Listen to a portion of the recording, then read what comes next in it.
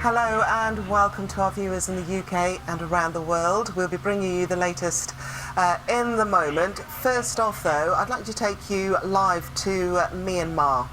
And that is the capital where Armed Forces Day is being celebrated by the country. Now this is a large parade which marks the anniversary of the foundation of the army.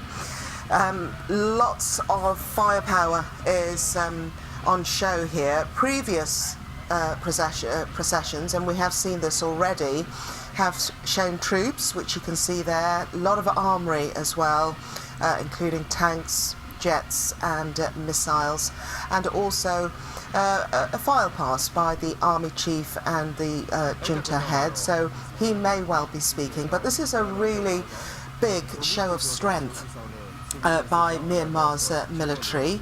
You remember, of course, that the country at the moment is in the midst of some turmoil, and this was since February the 1st, when the generals ousted and detained the civilian ruler Aung San Suu Kyi. Now, despite this show of force, protesters have said that they will be turning out on the streets for a fresh round of protests today. The concern, though, is that the military has warned that they will shoot people in the head. So this is the first admission of a shoot-to-kill policy by the military. Let's get a little bit more on this. I'm joined now by Nick Marsh in Singapore. Nick, quite a show of strength there, isn't it? Quite a show of strength indeed. I mean, if you consider the way that events have been unfolding over the past couple of months in Myanmar, the indiscriminate killings, the constant bloodshed, the horrific images we've seen, the unimaginable suffering, really, for so many people in the country, you might say that holding an event like this would be a bit tone deaf, but frankly, I think even that would be a vast understatement. I've been speaking to lots of people over the past couple of months in Myanmar, and really you struggle to find anyone, or I've struggled to find anyone, who doesn't loathe the army for what it's done, for the instability that it's brought, for the chaos it's created in the country.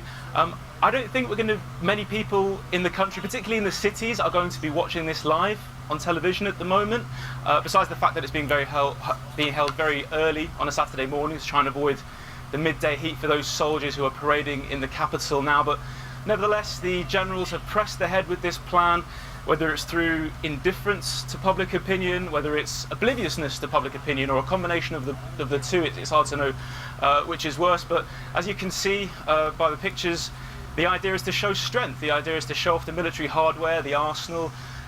The army is obviously going to be quite buoyed as well by the fact that a country like Russia has just come out and pledged its support, its continued support for the army. They're going to continue to provide them with financial assistance, furnish them with arms, and if you consider the international picture at the moment, the way it's forming, having a country like Russia on your side is really crucial. It's a member of the UN Security Council, of course. But aside from that, we're expecting the General Min Aung Hlaing, the new leader of Myanmar, to be delivering a speech later on. We don't know exactly what he's going to say, of course. But judging by previous times he's addressed the nation and the previous times the junta has communicated through state media, we don't think it's going to be anything particularly groundbreaking. Judging by the previous times he's spoken, though, we can assume that it's going to be fairly divorced from the reality of what's happening in the country on a day like, as you mentioned, when there's more huge protests planned. Nick, I'm just looking at that, and many people are saying that these scenes here, what's been celebrated, could actually become a real flashpoint in Myanmar today. What sort of things are you hearing about what protesters are thinking? Are they going to continue with this show of defiance and head out onto the street? Could actually be in Myanmar today. What sort of things are you hearing about what protesters are thinking? Are they going to continue with this show of defiance and head out onto the streets? Are they not worried about this pledge of shoot to kill? Protesters are worried. All the protesters I speak to are worried.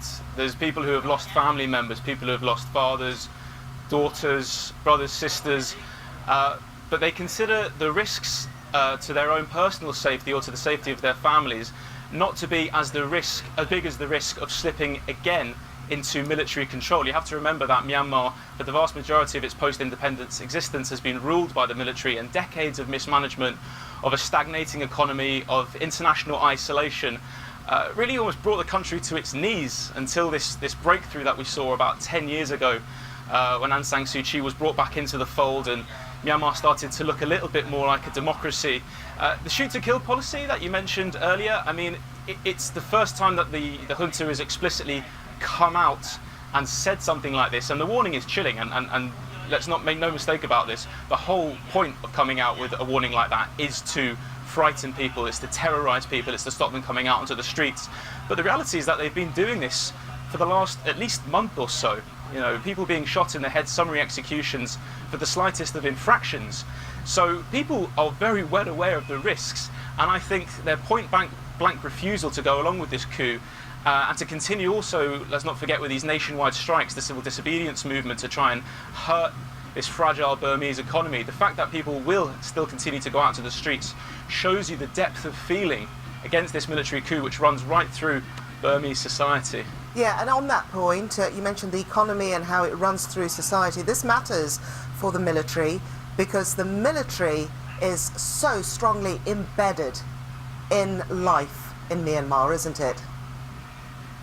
Absolutely, 100%. I mean, the Tatmadaw, as they're known, the army, they see themselves almost as the embodiment of what it means to be Burmese, as the kind of soul of Myanmar. They were heavily involved in the push for independence in 1948. They see themselves almost as the elite of the elite. And on the point of the economy, they virtually own everything, right? I mean, if you look at the natural resources like oil and gas, jade, rubies, even things like telecoms, I mean, they are all in the hands of either army generals, or they're in these two big conglomerate holding companies which are either owned directly by generals or funded by the Ministry of Defence. So, you know, if you go into Myanmar and you want to do business, but you want to leave the army out of it, well, that's pretty much impossible. They control almost all facets of life in Myanmar. And if you want to hurt the country economically, the only way to do it, because you're not going to persuade lots of international investors, particularly here in Asia, to pull out, not at this stage anyway, the only way that the protesters see of doing it is to engage in civil disobedience and to refuse to work and to try and slowly bring down the economy. Okay. Nick Marsh speaking to us live there from Singapore. Thank you very much. So just to remind viewers, what they can see on their screens now is part of Armed Forces Day, which has been celebrated in Myanmar. That's in the capital. And on the same day, there is concern that protesters are also going to, anti-coup protesters are also going to take to the streets and continue with their protests, despite a threat from the military of a shoot-to-kill policy.